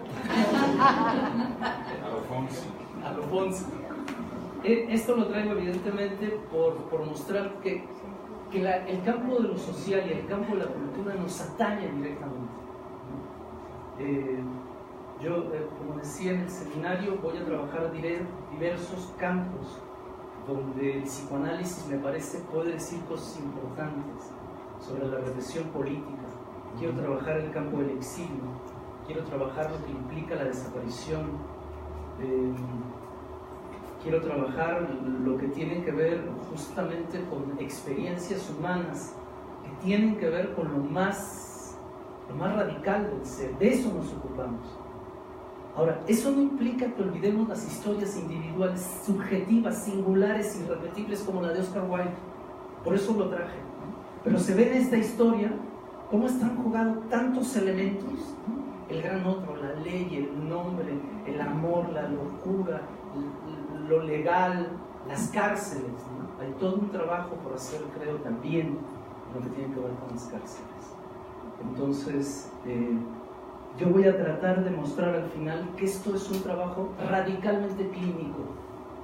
Es decir, que la clínica tiene que ver con esto. Que viene del campo de lo social para mostrarnos una clínica para poder pensar ese campo de lo social.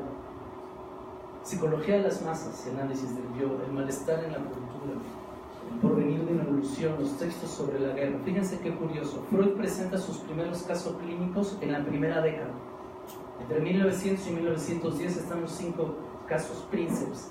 Después de la pulsión de muerte en 1919, estrictamente como tal, Freud no presenta ningún caso clínico. Está el caso Heisman, pero bueno, era un pintor del siglo XVII, y está el de la joven homosexual, que no acaba de ser un texto clínico, es una reflexión, pero no hay. Es muy interesante, la pulsión de muerte le hace a Freud repensar su clínica para escribir sobre algo que iba más allá de la clínica. Algo le cambió a Freud en su clínica.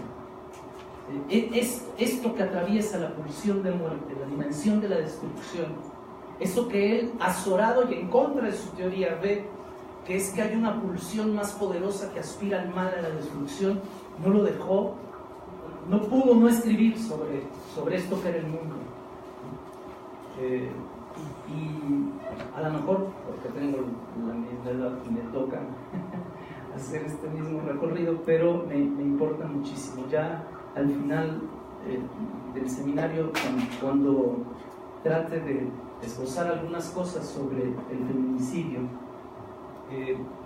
diré cómo los psicoanalistas hemos olvidado el gesto de Lacan de ir a Lévi-Strauss, o sea, de pensar lo que la antropología moderna, fundamentalmente estudios del género, feminismo, teoría queer, todo lo que ellos y ellas han planteado, cómo tenemos que recibir esa interpelación para nuestro pensamiento, pero también para nuestra vida.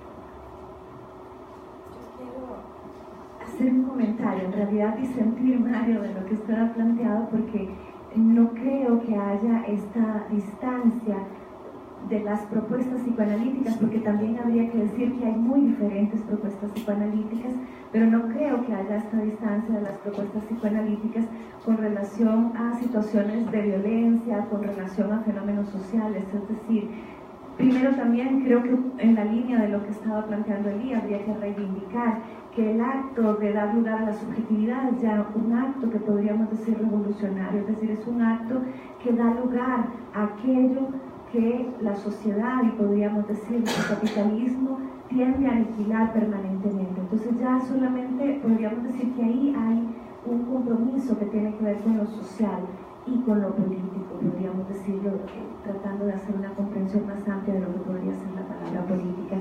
Pero yo también tendría que decir que hay muchas otras inserciones, participaciones, lecturas que tienen que ver con todos los tipos de violencia, con la violencia contra las mujeres, con la violencia que tiene que ver con las personas cuya elección es homosexual, con, por ejemplo, nosotros aquí en Costa Rica, todo el tema de las sexualidades que no quieren colocarse de un lado o del otro, masculino, femenino, sea heterosexual, homosexual. O sea, hay una serie de luchas, hay una serie de movimientos, hay una serie también de construcciones teóricas de un psicoanálisis que se sabe digamos, en un mundo de relaciones del cual no se puede excluir. Entonces, a mí me asusta un poco la afirmación, digamos, no la comparto, creo que no, y creo que hay posiciones diferentes. También tenemos gente que se plantea desde una propuesta psicoanalítica y también se plantean activistas, es decir, podemos encontrar un espectro enorme que va desde la apuesta propiamente clínica a una propuesta que es más políticamente abierta. Entonces yo quería hacer ese planteamiento.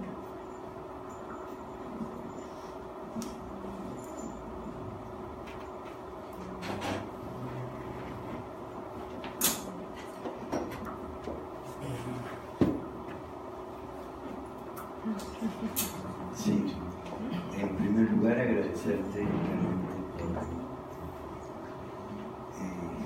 por la amplitud, por la erudición, por el detalle y por la belleza de lo que has planteado. Coincido con Lucía y tomando en cuenta de parte del material que vos mandaste a preparar para el seminario, toca aspectos muy claros que tienen que ver con el exterminio, que tienen que ver con las dictaduras, que tiene que ver con el totalitarismo. Creo que sería injusto, totalmente injusto, silenciar que el psicoanálisis, por lo menos si tomo la historia oficial, ¿sí?, trabajó desde el inicio con los perseguidos políticos, con las abuelas y con las madres de los desaparecidos, ¿sí?, y continúa trabajando hasta hoy, ¿sí?, con los hijos y con los nietos, con la recuperación de identidades. Que hay analistas que han muerto en campo de exterminio y que hay analistas que han trabajado y analizado justamente lo que es la cultura concentracionaria. O sea, no es cierto que el psicoanálisis se alejó de eso. Puede ser cierto que lo leemos poco o que no atendemos a ello.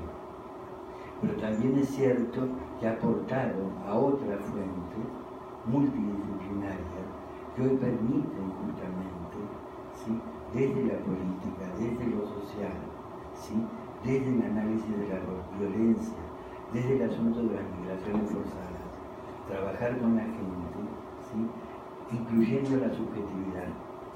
Y yo creo que justamente si hay algo que incluye la subjetividad es el psicoanálisis, a diferencia de todos los otros abordajes muy respetables de lo social que la dejan de lado, ¿sí?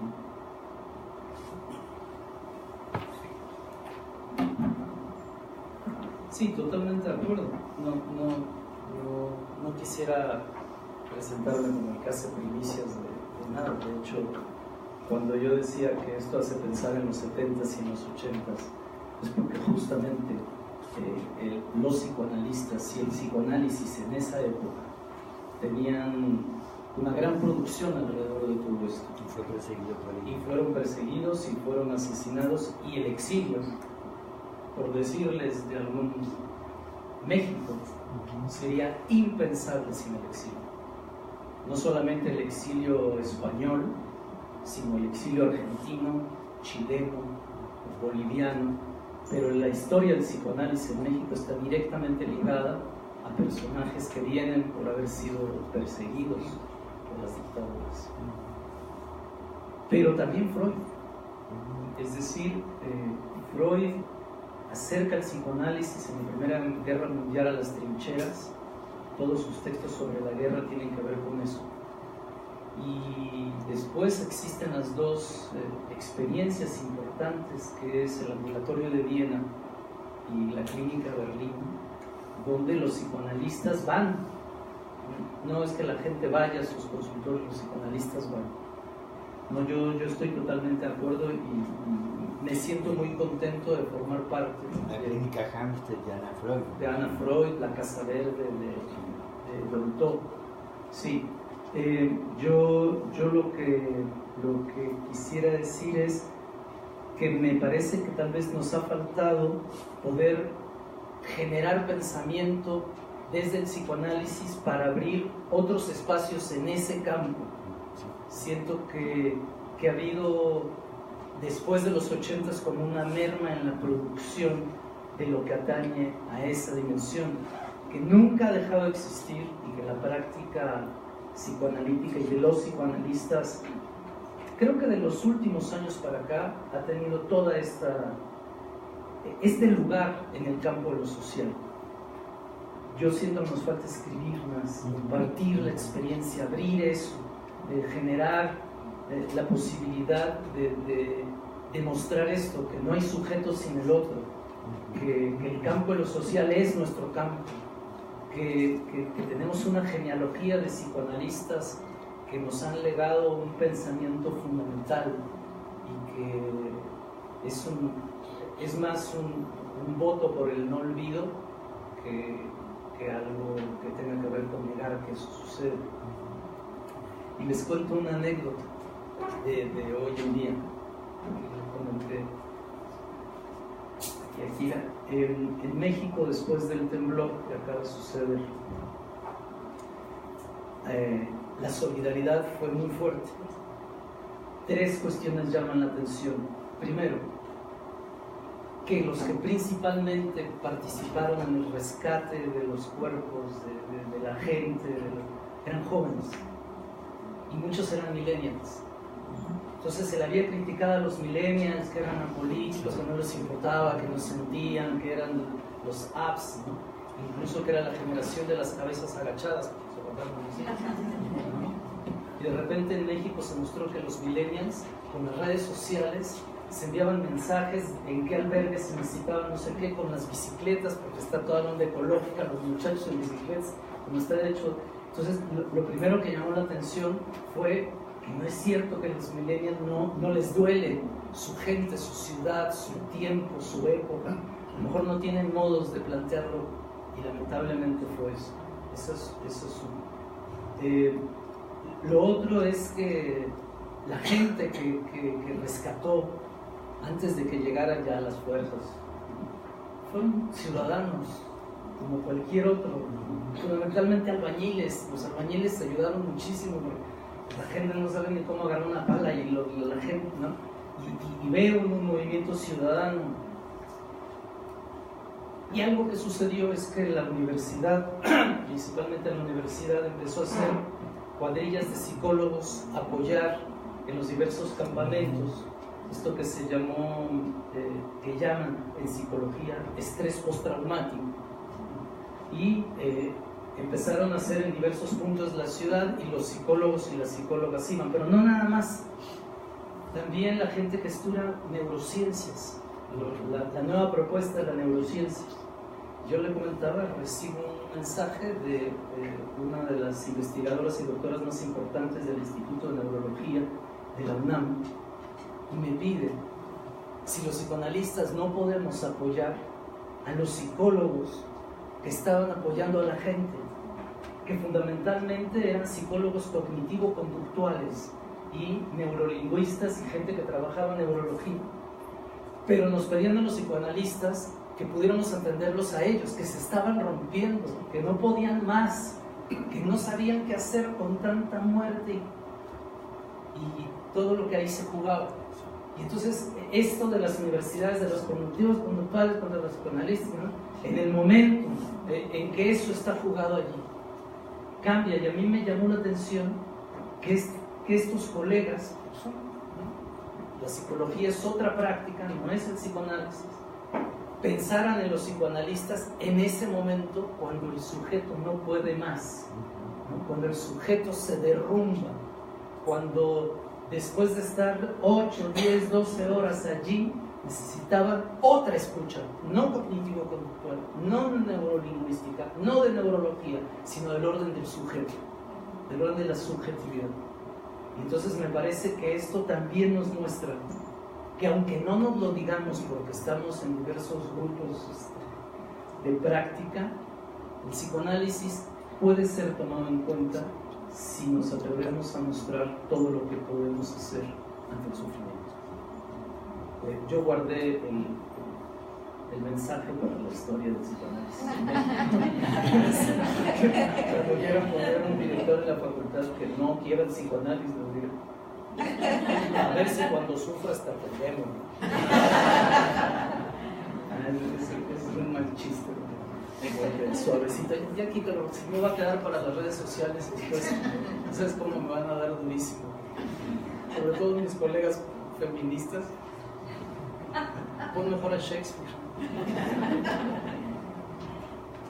Que por cierto, usaba una racada. Sí, traía una racada, era rarísimo. No rarísimo, pero digo, era que usar una racada de oro en aquella época, pues sí. Seguro le iría a las Chivas de Guadalajara. Segurísimo.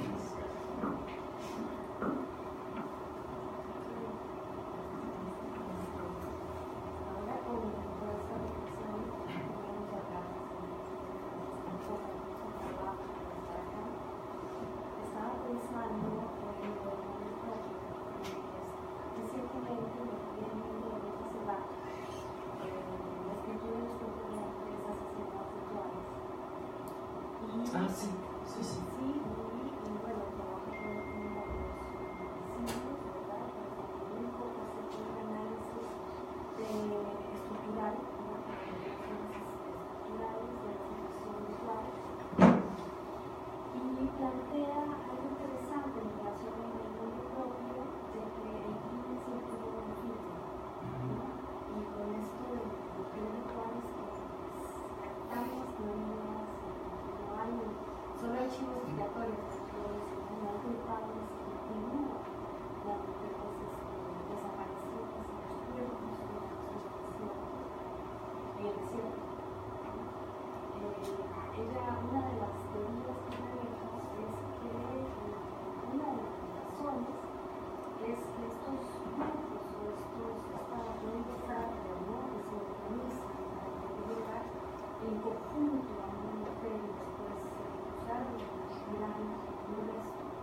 Ella lo llama como si fuera una firma para poder brindar una identidad a esta gente, ¿no? Que se encuentra en grupos delictivos y que no tienen ninguna identidad y que el acto de alguna manera desvía la identificación. No como eso ni mucho menos, pero para pensar, pues es una de las cosas que las veces me parece muy interesante tomar también los estados de excepción de la Universidad de Quilmes. La antropología nos abre algo que había sido pensado como crímenes sexuales y ella cuestiona esta dimensión de crimen sexual y bueno, eso vamos, al final trataré porque implica cosas muy importantes, pero yo estoy de acuerdo contigo, tiene que ver con todo esto del nombre propio hasta donde uno no se imagina, incluso hasta eso más horroroso, que es lo que tiene que ver con las asesinadas en Xiamen.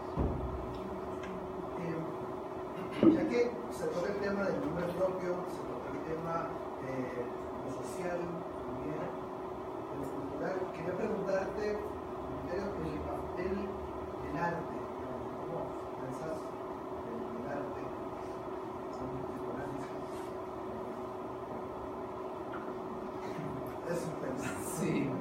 Bueno, de hecho, el libro que traigo para ustedes se llama Psicoanálisis con alma, lenguaje, goza y topología. Y bueno, es parte de lo que aquí trabajo tiene que ver con esto. O sea, ¿por qué Oscar Wilde y no alguien más? También trabajo a Jorge Semprún, que es un escritor importante, socialista también. Es todo un... Si vas al seminario, te vas a dar cuenta que gran parte de lo que quiero proponer tiene que ver con la relación entre nombre propio y arte. ¿Sí? Es decir, desde mi perspectiva, el psicoanálisis tiene posibilidades de decir, de plantear apuestas. No sé si salidas, no sé si soluciones, pero apuestas. Y una apuesta tiene que ver con la dimensión de la creación. Incluso hay toda una parte que trabajaré sobre los derechos humanos, la discusión alrededor de los derechos humanos, el concepto de víctima, y ahí haré una primera propuesta de qué podría decir el psicoanálisis en una apuesta por replantear la dimensión de los derechos humanos, pero es muy complicado. Entonces, nada más decirte que también el psicoanálisis durante mucho tiempo tuvo que ver con el diálogo con el arte, ¿no? Fundamentalmente Lacan. Lacan tuvo un diálogo intenso con los surrealistas, con poetas, con pintores, con Masson, con mucha gente, ¿no? Y yo creo que si el psicoanálisis viene de la ciencia, eso es innegable, no podría haber nacido de otro lado, eso no significa que sea ciencia. El psicoanálisis toma del arte su inspiración. Incluso, no sé si psicoanálisis es un heterónimo de arte.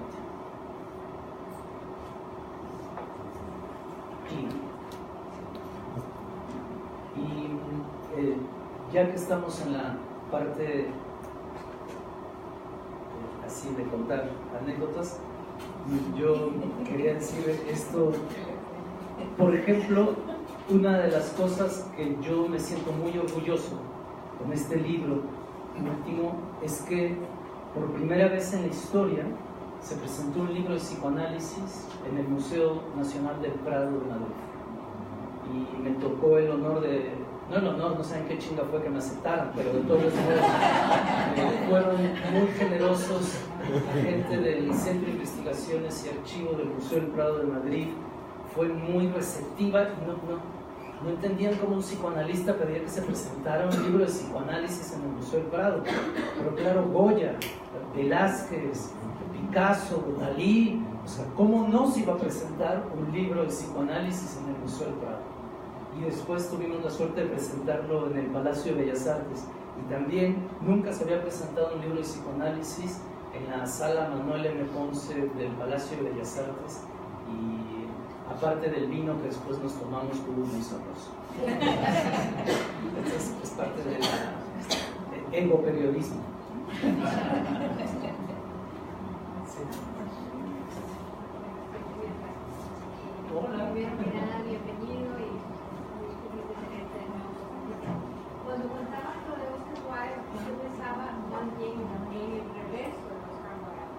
Y yo trabajo con chicos con problemas de calinización, con mucha dificultad a nivel escolar marginal. Tener un nombre es ir a la cárcel, es totalmente lo contrario.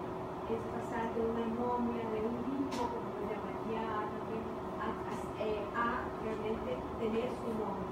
En el momento que pueden lograr una entrada a la cárcel, ya empiezan a tener su otro contacto.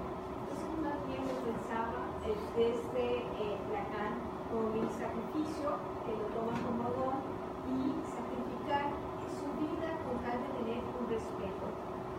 Entonces, me recuerdas que agarrado del Mauss, Marcel Mauss, es dar, el sacrificio es dar algo, eso es la calidad de vida. Entonces aquí, que lo tenemos acá, también sé que lo tenemos en México y lo sufrimos en Latinoamérica, con tal de obtener un capital de respeto, un nombre propio, es entregar su vida en medio de su fe.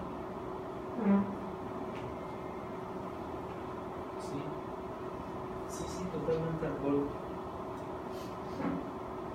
Es que justamente lo que pienso es que el nombre propio puede ser un concepto que nos da para pensar muchísimas cosas, que nos abre perspectivas, porque lo que es difícil a veces es pensar qué concepto psicoanalítico podemos plantear al campo de lo social, ¿no? A veces cuesta trabajo, y yo creo que Lacan abre esta vía, ¿no? de la dimensión del nombre propio, y bueno, todo lo que atraviesa ya intentará hacerlo desde sus primeras enseñanzas hasta el final de su obra, justamente con la cuestión de la nominación. Y yo aquí no lo puedo trabajar, va a ser una de las cosas, pero hay algo del orden de la nominación en lo real. No hay una nominación nada más simbólica que tuviera que ver con el nombre del Padre. Hay algo en el nombre propio que atañe al Padre nombrante, y eso tiene que ver con lo real. Y hay algo en esto de estos muchachos, ¿no? Ante lo real insoportable, también responden con otra manera de soportar lo real, y de ahí lo que a veces implica en su existencia, ¿no? Pero sí, lo puedo.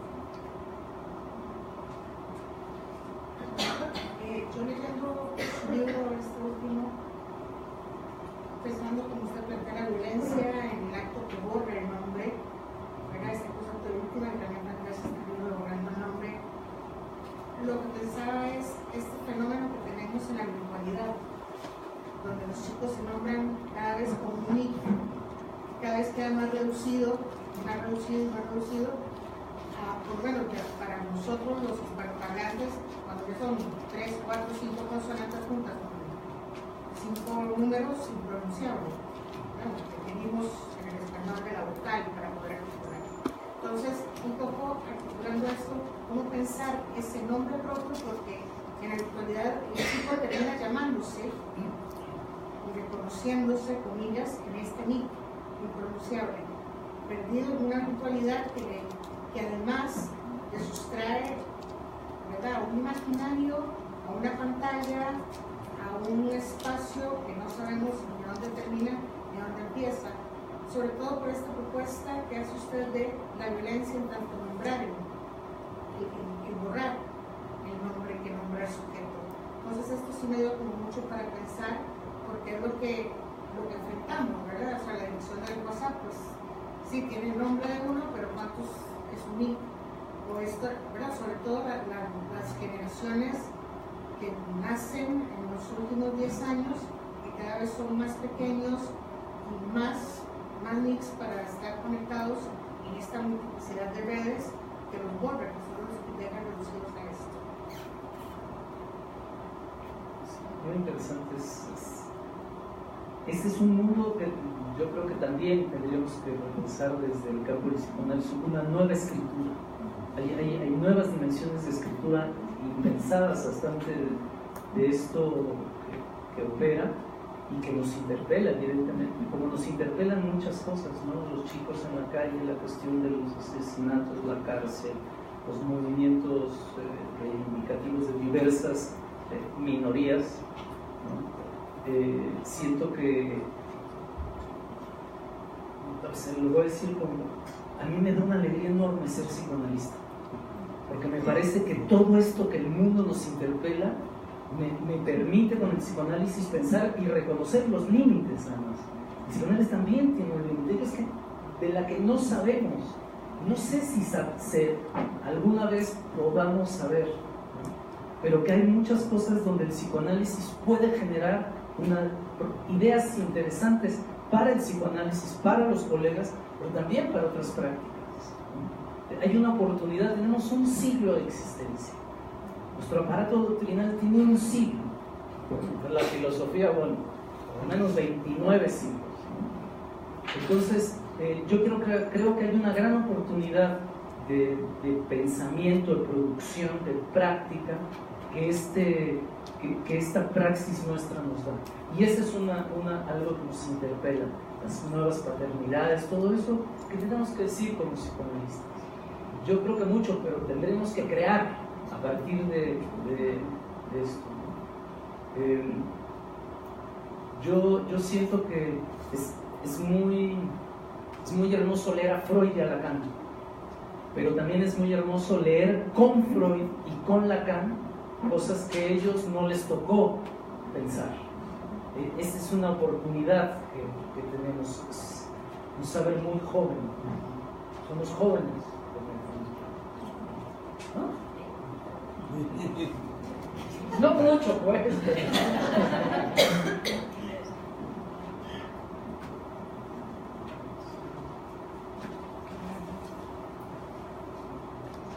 A los jóvenes que no han visto la película de Zeffirelli, se las recomendamos.